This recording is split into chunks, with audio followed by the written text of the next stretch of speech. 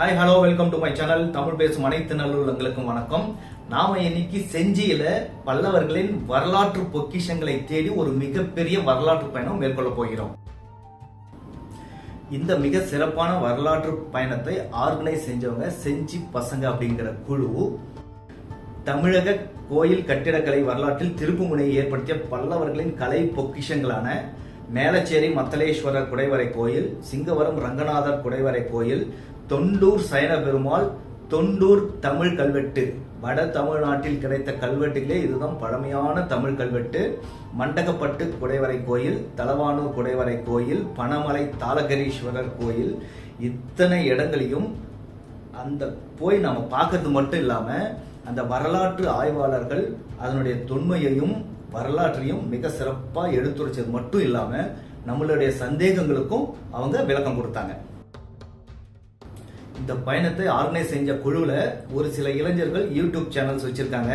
அவங்கள நான் இதுவரைக்கும் யூடியூப்ல தான் பார்த்துருக்கேன். அவர்களை எல்லாம் நேரில் சந்திச்சதுல ரெட்டிப்பு மகிழ்ச்சி. அது மட்டும் இல்லாமல் அவங்க சேனலோட லிங்க் எல்லாமே கீழே டிஸ்கிரிப்ஷனில் கொடுக்குறேன், மறக்காம சப்ஸ்கிரைப் பண்ணிக்கோங்க. ஏன்னா நம்ம இதுவரை பார்க்காத கோயில்களை பார்க்கக்கூடிய ஒரு வாய்ப்பை அவங்க ஏற்படுத்தி கொடுத்துருக்காங்க. அதுக்கு அவங்களுக்கு என்னுடைய பாராட்டுகளையும் நான் தெரிவிச்சுக்கிறேன்.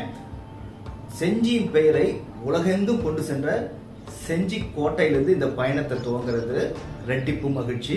முதல்ல நாம போக போறது மேலச்சேரி மத்தலேஸ்வரர் குடைவரை கோயிலுக்கு தான். வாங்க போகலாம்.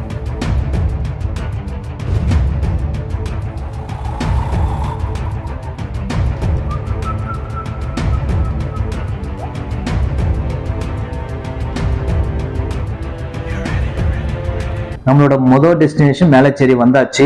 மிக அற்புதமான கோயில். நாம இந்த ஊர் பொதுமக்களை பாராட்டியே ஆகணும். இந்த பழமையான கோயிலை எந்த அளவுக்கு புனரமைச்சிருக்காங்கிறத இந்த காணொலியை பார்த்து தெரிஞ்சுக்கோங்க. இந்த பயணத்தோட தீம் பார்த்தீங்கன்னா பல்லர்கால கலை பொக்கிஷங்களை தெரிய ஒரு பயணம். இன்னைக்கு நம்ம பார்க்குற நம்மளோட அடையாளங்கள் சொல்ல கங்கைகொண்ட சோழபுரமாக இருக்கட்டும், தஞ்சாவூர் பெரிய கோயிலாக இருக்கட்டும், எல்லாத்துக்கும் ஒரு முன்னோடி அடித்தளம் எல்லாமே வந்து இந்த பல்லர்கள் தான். அவங்க பல்லர்கள் அவங்களோட அடித்தளத்தை ஆரம்பிச்ச இடம் தான் இந்த செஞ்சி பகுதி.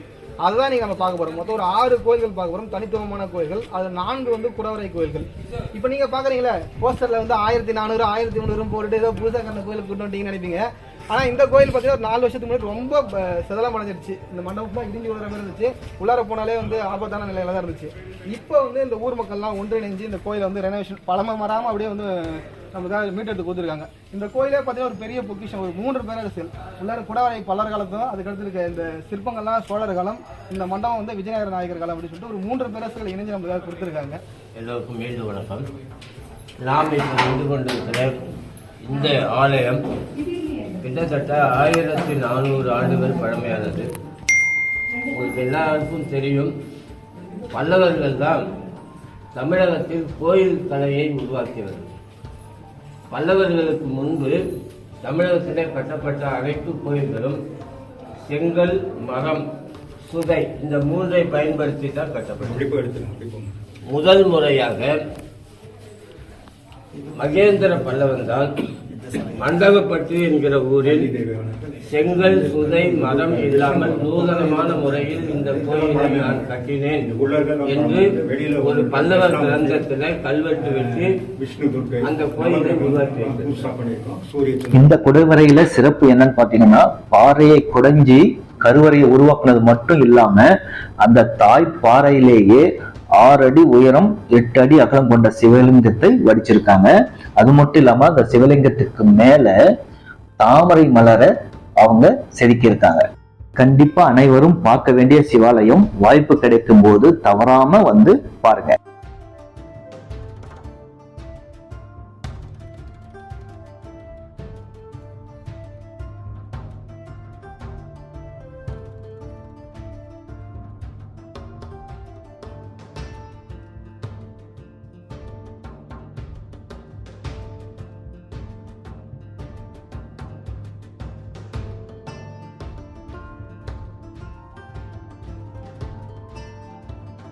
நாம இந்த பயணத்துல பார்க்க போற 2வது கோயில் சிங்கவரம் ரங்கநாதர் குடைவரை கோயில். இந்த கோயிலோட சிறப்பு என்னன்னா, ஸ்ரீரங்கம் ரங்கநாதரை விட பெரியவர் இந்த ரங்கநாதர்.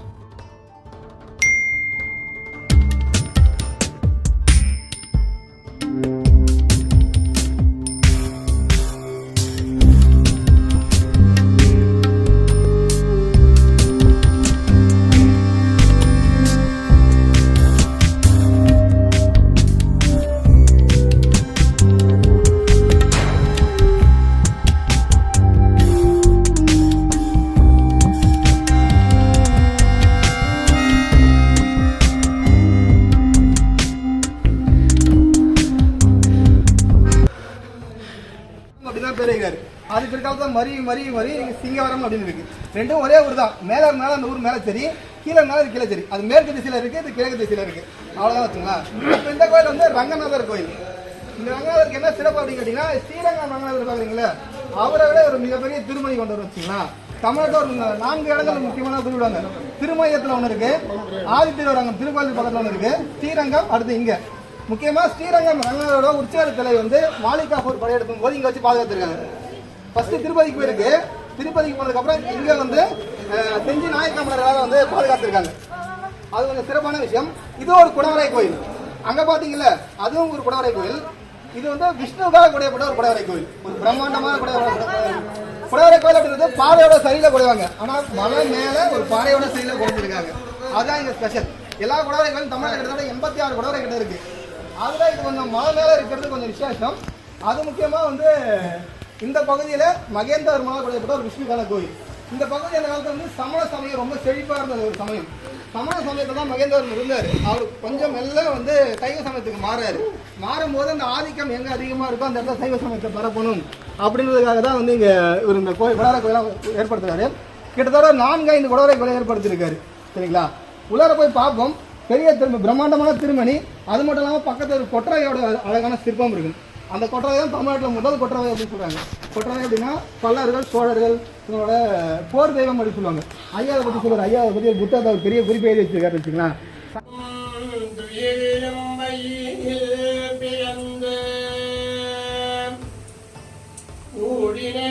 கூடி இளையவர்த்தம்மோடு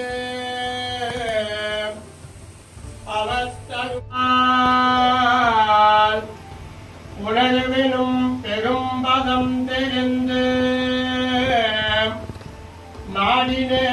நாடினான் கண்டு கொண்டேன். நமோ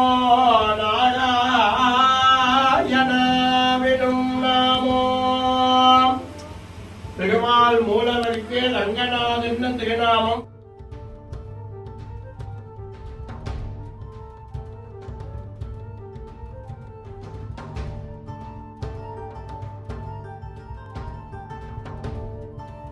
ராஜேந்திர சோழன், குலோத்துங்க சோழன், விக்ரம சோழன், பாண்டிய மன்னன், காடவராயன் இவங்க கல்வெட்டுலாம் தான் இருக்கு.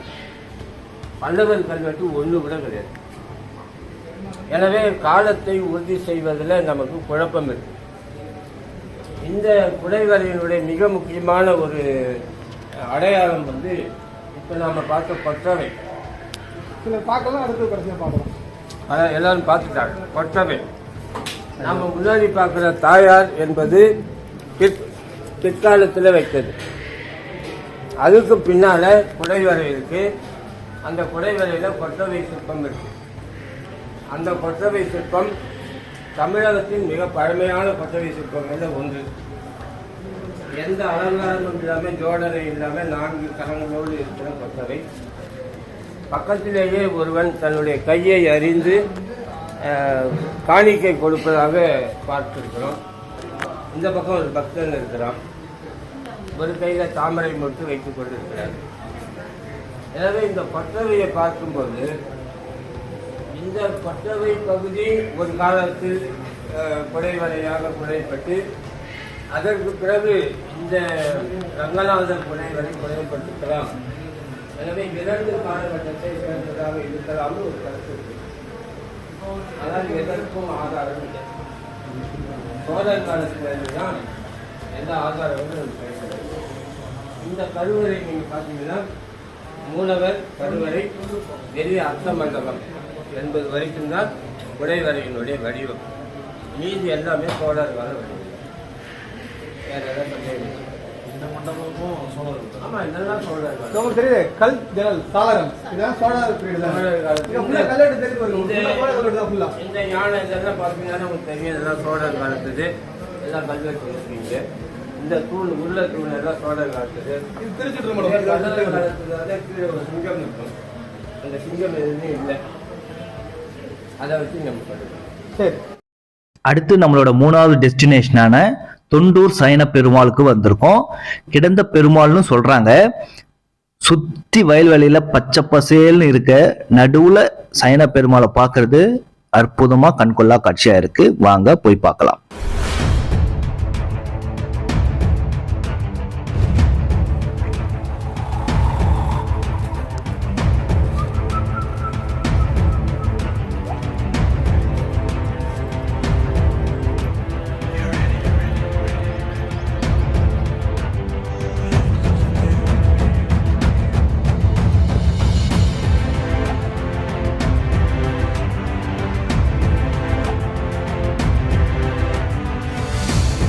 சிங்கப்பூர நாடு, இந்த பகுதியை சிங்கப்பூர நாடு அப்படின்னு குறிப்பிடுறாங்க. சிங்கப்பூர நாட்டு கீழே தொண்டூர் கிராமத்து அப்படின்னு வரும். அதாவது ஒரு 10 ஆடுகள், சாவாபுவா ஆடுகளை வந்து இந்த பெருமாளுக்காக வந்து தானம் கொடுத்த கல்வெட்டு அங்க இருக்கு. அதுக்கடுத்து இந்த பெருமாள் பாருங்க, இந்த பெருமாள் கொஞ்சம் வித்தியாசமான பெருமாள். நீங்க வரைக்கும் இந்த பெருமாளை பார்த்துருக்கவே மாட்டீங்க. இவரை வந்து கம்போடியா கலைப்பாணிய பெருமாள் அப்படின்றாங்க. அது என்னன்னா, இப்ப நம்ம கம்போடியால அங்கோர் நாட்டு ஒரு இடம் இருக்குல்ல, அதுக்கும் தமிழருக்கும் நிறைய தொடர்புகள் இருக்குன்றாங்க. அதுக்கான ஆதாரங்கள் எதுவுமே கிடையாது. அங்கோர் நாட்டோட கலைப்பாணி இவரோட தலையை தெரியும் பாருங்க, தலையில கிரீடம் இருக்குல்ல, அந்த கிரீடம் பாருங்க கொஞ்சம் நீட்டா இருக்கு பாருங்க. அந்த கலைப்பாணி வந்து அங்கோர் கலைப்பாணி அப்படின்றாங்க. இதை வச்சுதான் வந்து பல்லர்களுக்கும் கம்போடியாவுக்கும் சூழல்கள் இருக்குன்ற மாதிரி குறிப்பிடுறாங்க. இது போல பெருமாள் செதுக்க மாட்டாங்க. காரணம் என்னன்னா, இது வந்து ஆப்போசிட் டைரக்ஷன்ல வந்து படுத்துட்டு இருக்காரு. சரிங்களா, ஆதிசேஷன் படுக்கல படுத்திருக்காரு. அதே போல கைகள் பாருங்க, 4 இல்ல 2 தான் இருக்கு பாருங்க அவருக்கு. இது போல வைக்க மாட்டாங்க. அவரை சுத்தி பூதகணங்கள்லாம் அங்க நீங்க பாத்துருக்கீங்க. பிரம்மாண்டம் இருப்பாங்க, நீங்க எதுவுமே இல்லாம பிளைனா இருக்கிறது பாத்தீங்களா. இதோட பெருமாள் 2 இடத்துல தான் இருப்பாங்க. ஐயா உங்களுக்கு சொல்லிருப்பாரு, காஞ்சிபுரத்துல வந்து இருக்குன்னு சொல்லிட்டு. இது எதுக்கு செய்வாங்க அப்படின்னா, அந்நியரோட படையெடுப்பு வருதுல போர், அந்த போரை வந்து எதிரி இவர் வந்து கிடந்த பெருமாள் அப்படின்னு சொல்லி குறிப்பிடுறாங்க. அந்த கல்வெட்டுல வந்து கிடந்த பெருமாள் அப்படின்ற வார்த்தை வருது. உள்ளூர் மக்கள் வந்து வினாம்பாறை பெருமாள் அப்படின்றாங்க. இந்த பாறையை வினாம்பாறை அப்படின்றாங்க. வினாம்பாறையில கூட எப்படி வினாம்பாறை பெருமாள் அப்படின்ற குறிப்பிடுறாங்க. இது ஒரு வேற பீஸ், வேற எங்கேயுமே அது இருக்காதுன்னு வச்சுங்களா. இன்னும் இந்த கோயில் வழிபாட்டுல இல்ல, பெரிய அளவுல வழிபாட்டு இல்ல. உங்களுக்கு தெரியும் பாத்தீங்களா, நீங்க அந்த பெருமாள் கோயில உங்களை அவ்வளவு கெடுபடி பண்றாங்க, போறாங்க, உள்ள வர மாட்டேறாங்க. இவர் சும்மா கிடையாது, சும்மா கிடையாது, அமைதியான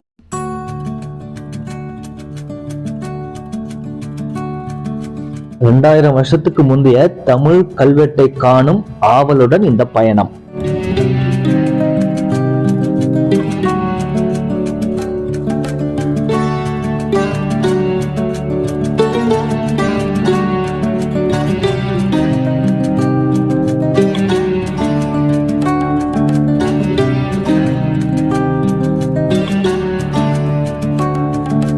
இரண்டாயிரம் ஆண்டுகளுக்கு முன்பு தமிழர்கள் செதுக்கிய தமிழ் கல்வெட்டை காணுங்கள்.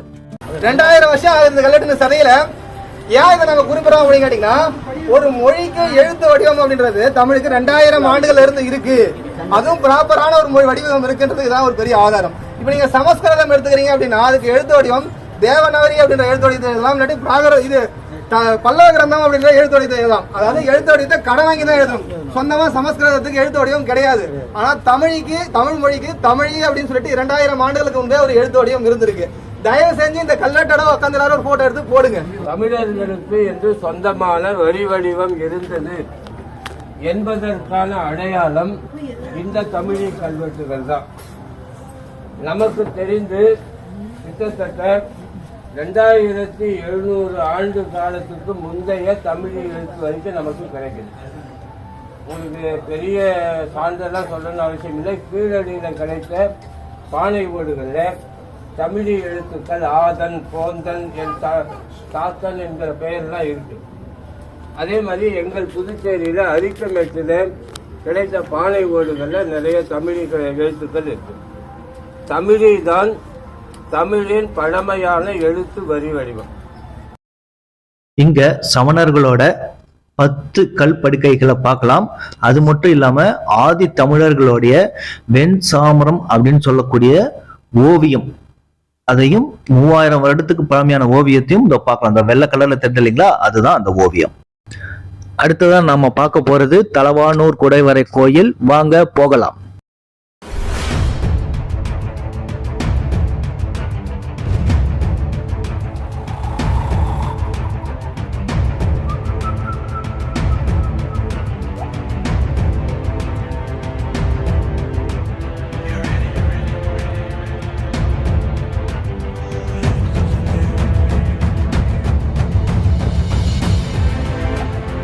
நாம வந்திருக்கிற இந்த கோயில் சத்ருமல்லேஸ்வரம் என்று அழைக்கப்படுகிற மகேந்திரவர்ம பல்லவனுடைய ஒரு குடைவரை கோயில். குடைவரை கோயில் அப்படிங்கிற கான்செப்டே வந்து தமிழகத்தில் மகேந்திர பல்லவனால தான் அறிமுகப்படுத்தப்பட்டது அப்படிங்கிற செய்தி நான் முன்னாடியே சொன்னேன்.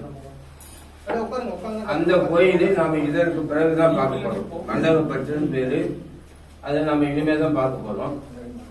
மண்டபப்பட்டு கட்டின பிறகு மகேந்திர பல்லவன் கிட்டத்தட்ட 8 இடங்கள குடைவரை கோயில் கட்டலாம். அதுல குறிப்பிடத்தக்க ஒரு குடைவரை கோயில் இந்த சத்துருமல்லேஸ்வரம். சத்துருமல்லன் என்பது மகேந்திரனுடைய ஒரு பட்ட பெயர். அவனுடைய பெயரால இது சத்துருமல்லேஸ்வரம் என்று அழைக்கப்படுகிறது. இது கிழக்கு நோக்கிதான் மூலவர் அமைந்திருக்கிறது. அங்கு நம்ம மேலை சைடுல பார்த்த மாதிரி இது தாய்ப்பாறையில் வெட்டப்பட்ட சிவலிங்கம் அல்ல. இது தனியா கொண்டு வந்து பாறையை எடுத்து வந்து வைத்தது ரொம்ப பிற்காலத்தது. மகேந்திர பல்லவன் காலத்து சிவலிங்கம் இங்க இல்லை. பிறகு கொண்டு வந்து வைத்த சிவலிங்கம் தான் இங்க இருக்கு. 2 பக்கமும் துவாரபாதைகள் இருக்கு. அதே மாதிரி வெளியிலேயே 2 பக்கம் துவாரபாதைகள் இருக்கு. இந்த கோயிலுக்குன்னு நிறைய சிறப்பு இருக்கு. அந்த குடைவரை கோயில்களிலேயே இதுக்குன்னு சில அடையாளங்கள், சில தனி சிறப்பு இருக்கு.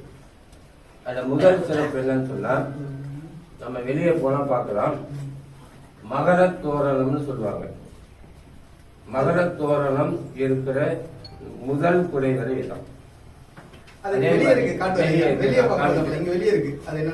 அதே மாதிரி இரட்டை வாசின்னு சொல்லக்கூடிய மகரத்தினுடைய வரையிலிருந்து வரக்கூடிய அந்த இரட்டை வாசி, அந்த சிற்பம் இருக்கக்கூடிய ஒரு கோயில், ஒரு குடைவரை மீதான்.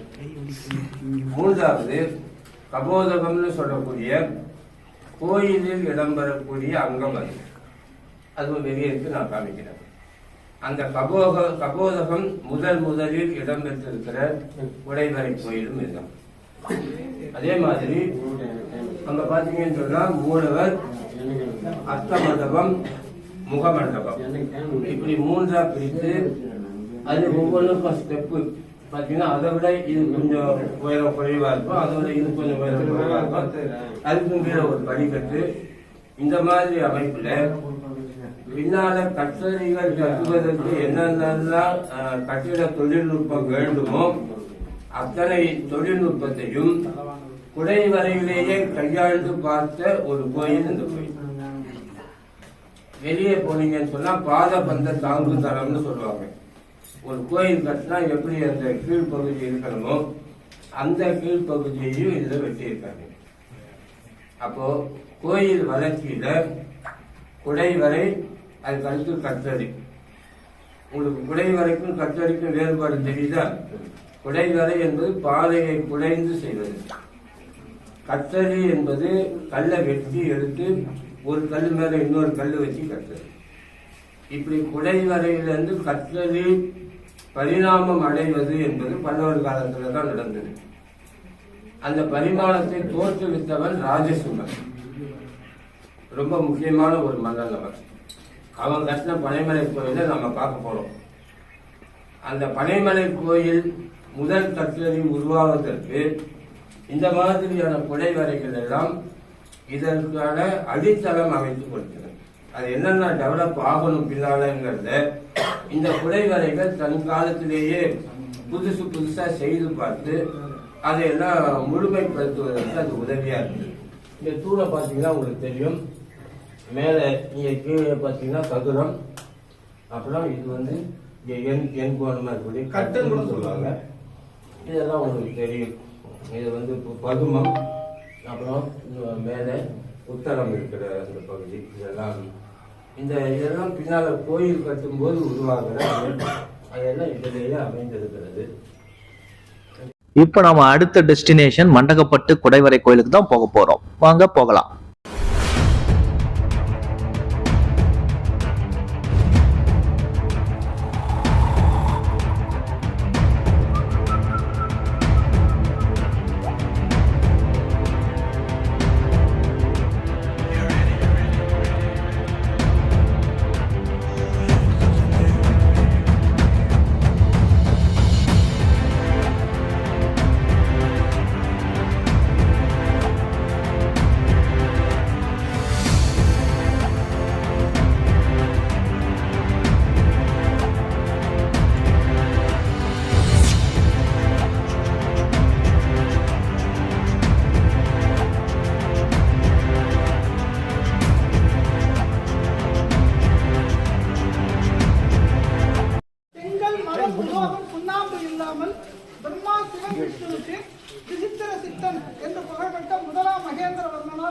இருக்கக்கூடிய தமிழகத்தினுடைய முதல் குடைவரை கோயில். அவருடைய ஆட்சி காலம் கிபி 610 இருந்து 640 வரை. இங்க இருக்கிற கல்வெட்டுக்கு முன்னாலேயே குடைவரை கோயில் இருந்தது.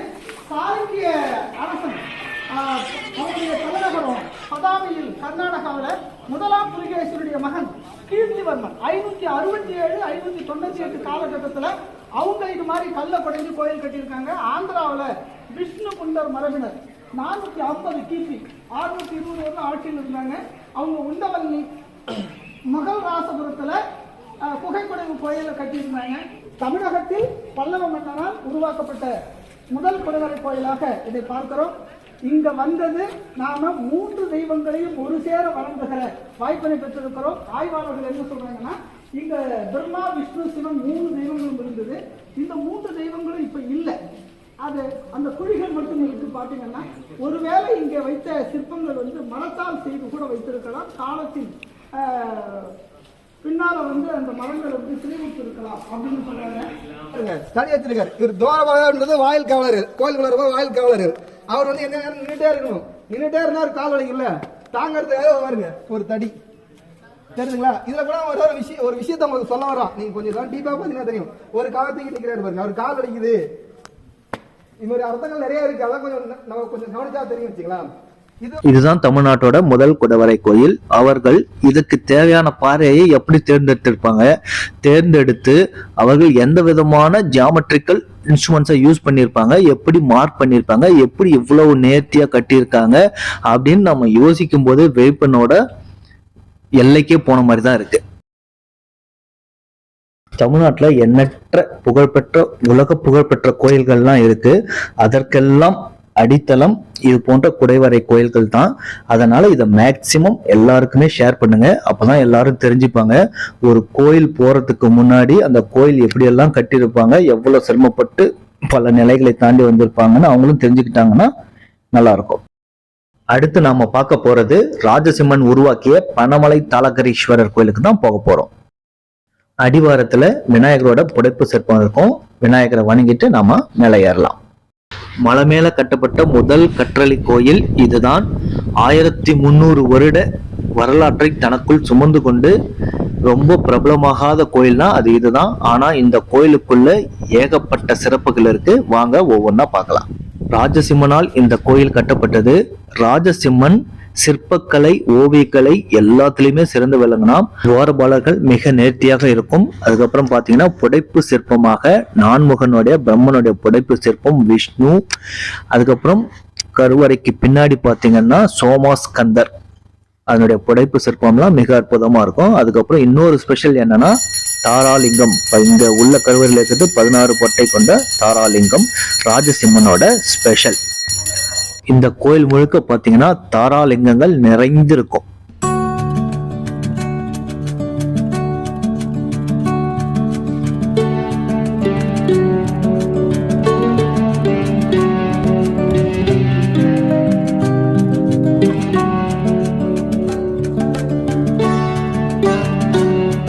இந்த சன்னதிக்குள்ளதான் 1000 வருடங்களுக்கு மேல் பழமையான மிக சிறப்பான ஓவியம் சரியான பராமரிப்பு இல்லாம இப்போ சிதலமடைஞ்ச நிலையில காணப்படுது. அதே மாதிரி கொஞ்சம் கீழே இறங்கி போகும்போது ஒரு கொற்றவை சிற்பம் இருக்கும். நிறைய வரலாற்று ஆய்வாளர்களே என்ன சொல்றாங்கன்னா, இந்த உலகத்திலே மிக சிறப்பான கொற்றவை சிற்பம்னா இதுதான் அப்படின்றாங்க. அதனால நீங்க போகும்போது மிஸ் பண்ணாம பாருங்க. அதுக்கு பக்கத்திலே ஒரு பல்லவ கிரந்த கல்வெட்டும் இருக்கும். முதல் குடைவரை கோயில், முதல் கற்றளி கோயில், மலைமேல் முதல் கருங்கல் கோயில், இப்படி பல்லவர்கள் வரலாற்றுல முக்கியமான இடங்களை அவங்க ஆக்கிரமிச்சிருக்காங்க. செஞ்சில் பல்லவர்களின் கலை பொக்கிஷங்களை தேடி இந்த வரலாற்று பயணம் மிகவும் சிறப்பானதாக அமைந்தது.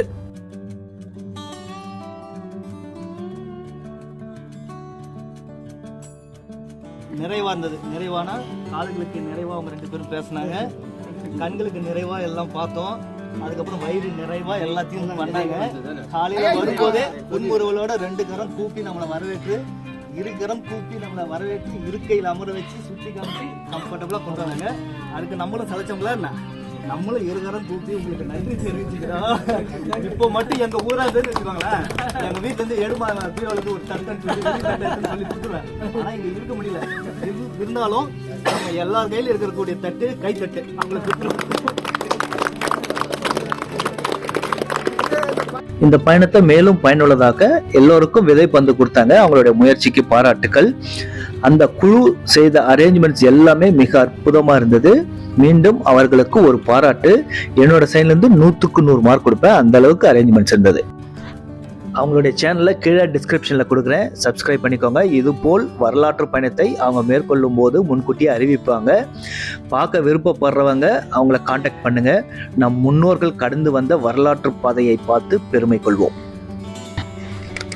அப்படியே என்னோட சேனலை சப்ஸ்கிரைப் பண்ணுங்க, என்னையும் சப்போர்ட் பண்ணுங்க. இது போல் ஒரு அற்புதமான வீடியோவோட கூடிய விரைவில் சந்திப்போம்.